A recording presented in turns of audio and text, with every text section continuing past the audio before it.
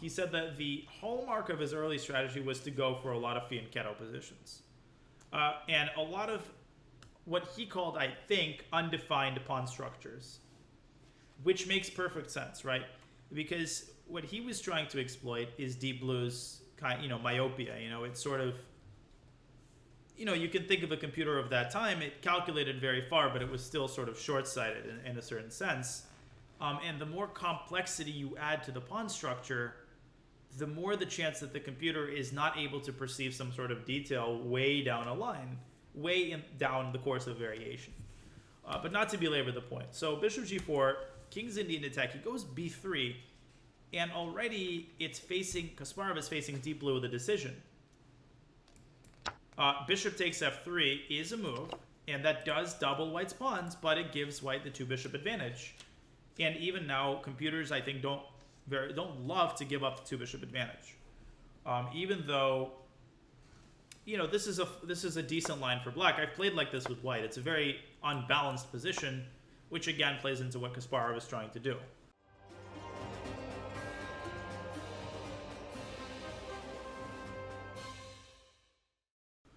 So Deep Blue goes knight d7, okay, bishop b2, e6.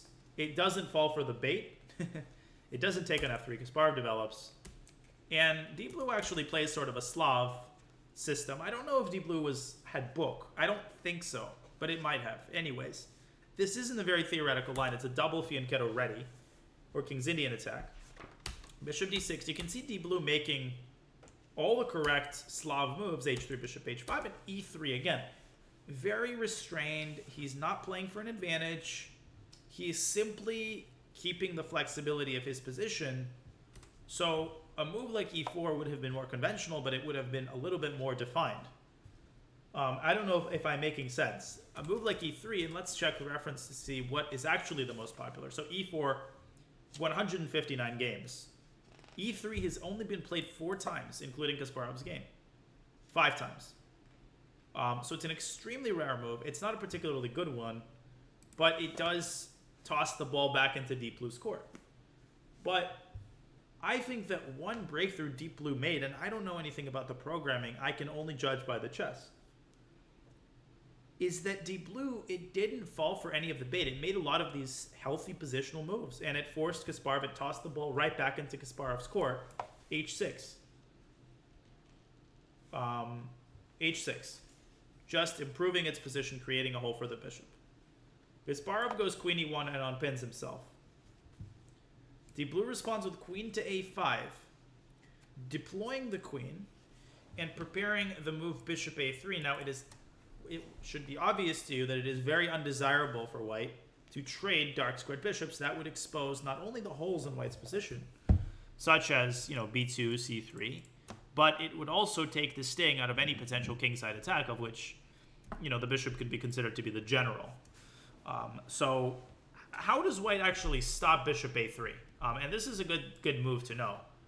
Now, there's 2 ways to do it, a4 and a3, and I think one of these moves is clearly inferior than the other positionally. I'll let you guys ponder that. I'll be right back. Okay. So Deep Blue had an opening database. Good. Yeah, so a3 is the move. And the reason it is not a4 is because you weaken the b4 square. And it's important to avoid this whole complex of weaknesses. a3 also potentially prepares an expansion with b4. Now, Deep Blue goes bishop c7, which just optically to me seems a little bit mysterious. I don't really know what it's trying to do. I think one thing it might be trying to do is to protect the queen. Because without it, there might be some ideas of Kasparov actually going knight e4 and trading off into an endgame. The Lofty, is it necessary to, can you perhaps take the foot off the sort of verbal gas pedal and, not troll, and maybe just listen and try to, I mean, I like him, but we're really trying to delve deeply into the position here. So knight e4 is a potential idea. I don't think it's a particularly strong idea. Let's say black plays something like a6. Knight e4, queen takes e1. Knight f6, tricky one, but maybe Deep Blue, quote-unquote, didn't like the possibility of, of this kind of expansion. So bishop c7 stops knight e4 because now black simply has d takes e4. Queen takes a5, bishop takes a5, and you've lost a piece. And Kasparov continues with this very provocative strategy, and it works. This time, Kasparov's provocative strategy works. He goes knight h4. And he provokes Deep Blue right into going g5, which it does. And I'm not using a computer, I'm just going by my own thoughts. This seems to me like a mistake. And the reasons behind this are not particularly difficult to establish. It creates so many weaknesses on the king side. I mean, it weakens the diagonal, the knight on f6. I mean, it shatters the fundamental sanity, the sort of soundness of black's position. And this is one of the things that Kasparov thought the computer might underestimate, is the long-term weakness of the king, which it did. There's nothing in the short term that's going to be mating. I mean, white's pieces are still very passive, but Kasparov correctly judged that it would prioritize space advantage, and it would prioritize the fact that white has to move his knight back and forth, and it would obviously de-emphasize to its detriment the sort of long-term attacking potential that white has. I think it's from the first match. So he goes back, and Deep Blue continues to occupy space with e5. To which Kasparov finally, goes e4 and says, enough is enough. I'm going to fix the pawn structure in order for me to be able to redirect my attention to the king side. Rook f8 by Deep Blue.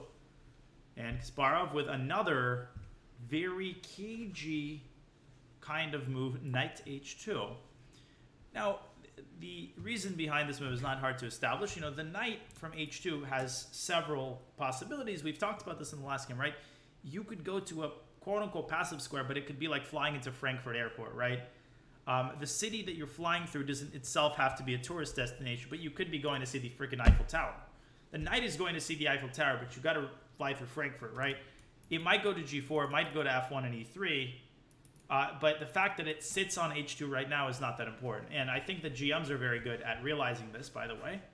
And I know this can be a problem for a lot of players because they look at the temporary placement of a piece and they conclude a move is bad because the knight is on the rim. But if you place a piece on a bad square knowing that it is temporary, you can actually get away with that. This is the rematch then. And Deep Blue goes queen b6. It starts to flounder a little bit, right? It moves its queen away. I guess it creates some sort of a pin. It stops f4. I guess f4 already was a threat. That was the secondary idea of going knight h2. So for example, if you go, I suppose, rook ad8, and white can already go f4 and blast open the king side, and guess what? You know what black is regretting? The move g5. So takes, takes, takes. Now the diagonal is open. Now white can consider a move such as b4, excommunicating the queen, and then white is ready to play queen h4 and basically launch the decisive invasion. So this was a very disquieting scenario that Deep Blue was trying to prevent, and Kasparov goes queen c1. Very interesting move. I think Kasparov is preparing, seeing the following moves. A very, very sort of deep regrouping of his pieces. He's trying to activate this d2 knight and lead it through f1 to e3. In order to do that, he has to place his rook on e1 and then his knight to f1. And the reason he's able to get away with all this is because the position is very closed, which is exactly what he was aiming for, thinking that Deep Blue might underestimate the space advantage, might overestimate, its space advantage and underestimate the positional ideas that would eventually lead it to pay for its positional sins and tactical sins. So a5 by Deep Blue, unconcerned, continuing to occupy space on the queen side. Kasparov launches his regrouping, rook e1. Deep Blue continues to sort of bring pieces to marginally better squares. The bishop from c7 goes to d6, where it will then go to c5, combining with the queen, and attacking f2, but this is not a scary threat. Kasparov simply continues with his regrouping. And Deep Blue sort of, quote-unquote, loses its patience, and it says, that's it. It opens up the center. But the issue is that this is merely a band-aid. It does not in any way, shape, or form fix this dreadful weakness of the f5 square. Normally when you have weaknesses on one side of the board, you can try to open the center to distract your opponent's attention. But because of the way Kasparov has placed his pieces in very solid fashion, he's created no targets. He can afford to continue playing on the king side despite the d file being open, because that is very difficult to exploit. Well, I might be making mistakes. For example, I think white is already better. I think g5 is a mistake, but it might not be. Like, we'll check afterward with Stockfish, and we will actually see if my conclusions are correct.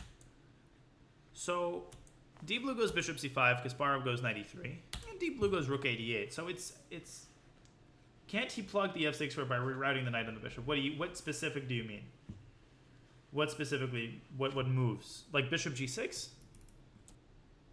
Is that sort of what you mean? Let's see. Bishop g6, move rook out, and reroute the knight 3-8. So there is what I call the 3-move rule, which basically states that if an idea takes 3 moves or longer, it is unrealistic. Now, that is a general rule of thumb, and I think it applies here. So, for example, if you were to go bishop g6, right, white has several ways that he himself can improve his position. I mean, I think that, okay, maybe knight g4, possibly, but if we could do what Kasparov did during the game, yeah, knight g4, and then maybe you can sort of, well, you could even play knight takes g4, right? And black has abandoned the pawn on h6. Things start to collapse. If you move the king, now h4 can be played, right? And you see how black's position on the king side begins to crumble. So I think that this may have been better marginally. Kasparov goes knight f1. This other knight is now being routed either to d2 or after g4 to g3. And both knights then will be, in a very menacing fashion, staring at f5. So d blue says, well, I need to stop this crap. I need to do something. It, in a sense, senses the danger and plays the move g4. Trying, I suppose, to sort of change the dynamic of the position. But again, although it makes a lot of noise, it still does not fix the weakness of the f5 square. Now, Kasparov has to be very careful here. If he goes knight f5, d blue has bishop takes f2 check. Now, I would still consider this with white. Like, this has to be calculated out. Because if bishop e1, then queen takes h6 leads to, I think, inevitable checkmate on g7. So I guess he was worried about something else here. Maybe bishop g1 check. And then, like, gh. And if bishop takes h3, black has check on f3. And then take on g2. And I'm going quickly through this line.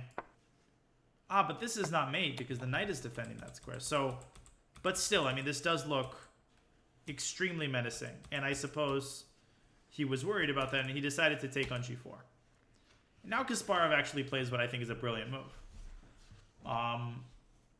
And it is a move that is very tempting to play, but may look bad superficially because it seems to play into black's hands. But the reality is, I think from my initial view of it, it simply largely ends black's counterplay. And the move is f3. Now, visually, this may look, very, very bad, right? It is literally opening up this pin. But pins are only good insofar as they can be exploited, and they are temporary. Kasparov is simply going to move his king away on the next move. The knight is well defended, and the pressure on the knight cannot be reinforced. It can be taken, but while there is no longer a knight to put on f5, you have to understand that advantages are meant to be transformed. You can have one type of advantage, and then it can be transformed into another. And here, the advantage of the knight being sort of axing f5 has been transformed into sort of an attack against black's king. Then you could potentially have a bishop come to f5. So this doesn't help. D blue goes bishop e7, trying to patch the hole from the other side of the board, routing the bishop to g5. Kasparov moves his king away. So d blue pins Kasparov from the other side, and guess what Kasparov does? He unpins himself again. Instead of f3, what about knight takes g4? Yeah, so had he gone knight g4, d blue would have taken, and perhaps here it would have been possible then to go knight e3. But perhaps Kasparov was worried that after something like bishop e6, this knight is kind of immobilized, right? Because of the threat of bishop takes f2. But I'm sure that would have also been good. In these positions, there's often alternatives. So Kasparov just unpins himself again. He goes rook e2, and he says, okay, I'm just going to move my queen away. And yet again, the knight is going to be free to go. And yet again, there is going to be no way to pressure White's knight further before White does this. So a4 by D Blue, coolly rebuffed by b4, of course. And now D Blue launches sort of one final attempt to muddy the waters. I think that its code detected danger here, right? There's danger that awaits, especially if Kasparov moves his queen away and puts a knight on f5. The game might be over in a matter of a couple of moves. Now, I think that Deep Blue's next two moves are mistakes. I think that, and we will check this on Stockfish, I don't think that White's advantage here is vast enough to warrant drastic actions that quickly lost Deep Blue the game. But I do think that White's advantage is still nonetheless very significant. And it goes f5. And it does exploit the pin, because knight takes f5 is not possible. Kasparov takes to the pawn, and it goes e4. Very typical idea, breakthrough. Now, of course, the rook is also pinned. There's a lot of pins here. If you take with the pawn, you lose the rook. Not only do you lose the rook, now you lose the knight, because the knight has lost his defender. And this is sort of the calculation stage. This is what Kasparov was so good at. I mentioned this in the previous game, those of you who were here for the analysis of his game against Shirov. Kasparov is incredibly good at switching from positional thinking to calculation in a matter of an instant. 1 second it was very quiet position, the next it was crazy sharp. Kasparov didn't make blunders in those situations. He simply adapted to the new task that was set before him. And he plays what I think is quite a brilliant move, a sacrifice, that eliminates Black's main defender and tears apart the remaining line of defense between White's pieces and Black's king. What move did Kasparov play in this position?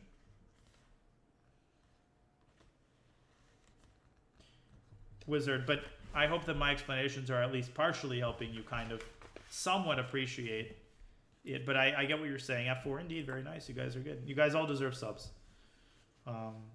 So the way it is going to work is that you are going to just kidding. So F4 is exactly right. Very nice. Bishop takes e2, fg.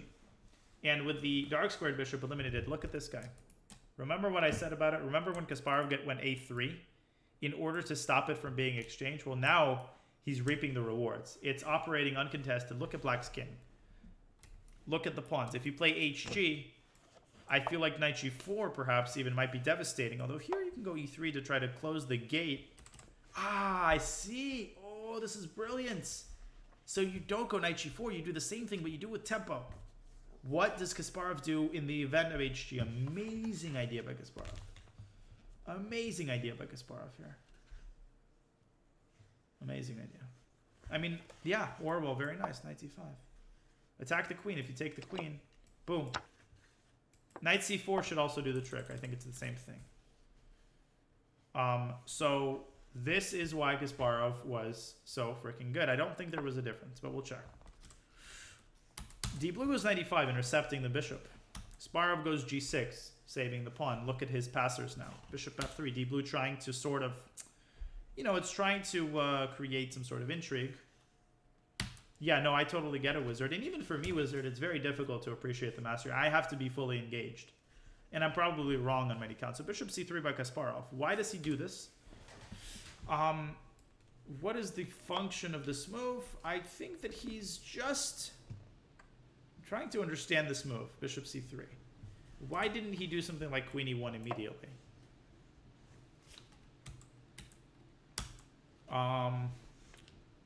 I suppose he is perhaps insinuating some sort of queen b2 in some cases. I guess. But the thing is, like, you won't do that immediately because the knight on e3 rings. But I guess in some lines this might be helpful. So, Deep Blue queen b5 and Kasparov goes queen f1. And another very good move, Kasparov realizes that the endgame is in White's favor because now the nature of White's advantage has transformed. It is no longer a direct attack on Black's king, but rather it is these amazing passed pawns protected. Protected. I've never seen this game before. But that's what, when you analyze a board game for 18 years, you develop the ability to do this. So the end game, which Deep Blue has to go for, is, to my eye, completely losing, because it's only a matter of time before these pawns are set in motion. And Black is completely paralyzed. He cannot move any of his pieces that will allow the pawns to be set in motion. And so Deep Blue has nothing better to do than to sort of bide his time as Kasparov slowly but patiently prepares to push the pawns. Bishop to h3. I appreciate it.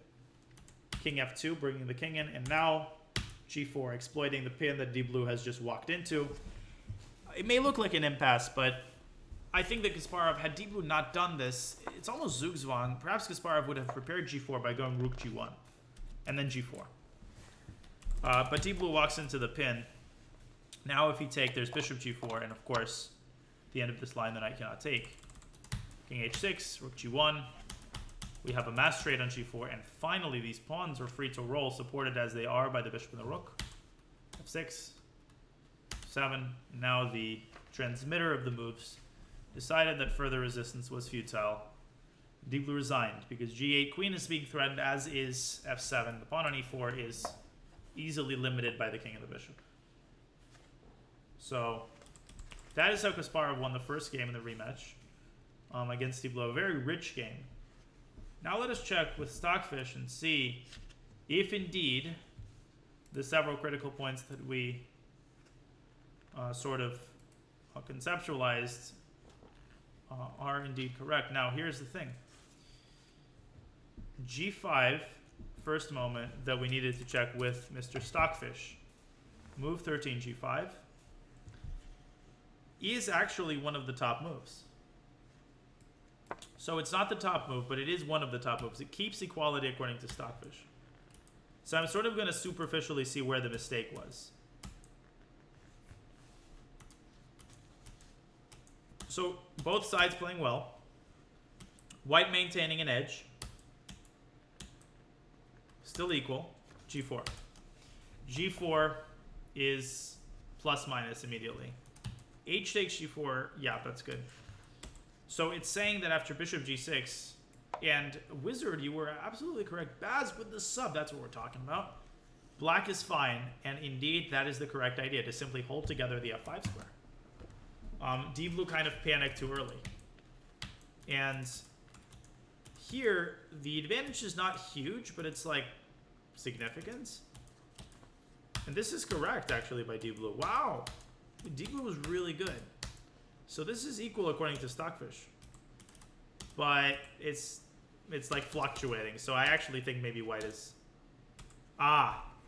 Queen takes f1 is a mistake, actually. So believe it or not, this position, which for a human would be impossible to defend, the move h5 apparently allowed Black to keep equality. And the reason, in the context of the game, should become simple, right?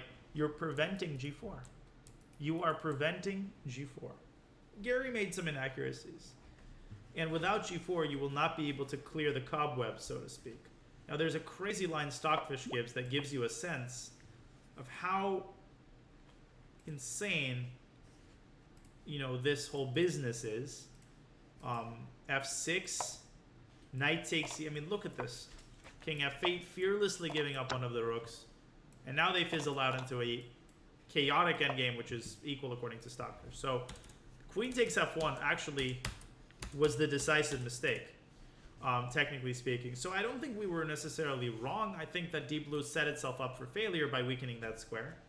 But it missed these sort of subtleties, right? It panicked too early, and then it didn't realize Kasparov's long-term idea. This mistake makes perfect sense because it didn't realize that Kasparov had this long-term plan of pushing its pawns because it occurred very deeply down the line. So in any case, that is indeed how Garry Kasparov went about beating Deep Blue. But you can see how close these games are. And it took a Herculean effort by Kasparov.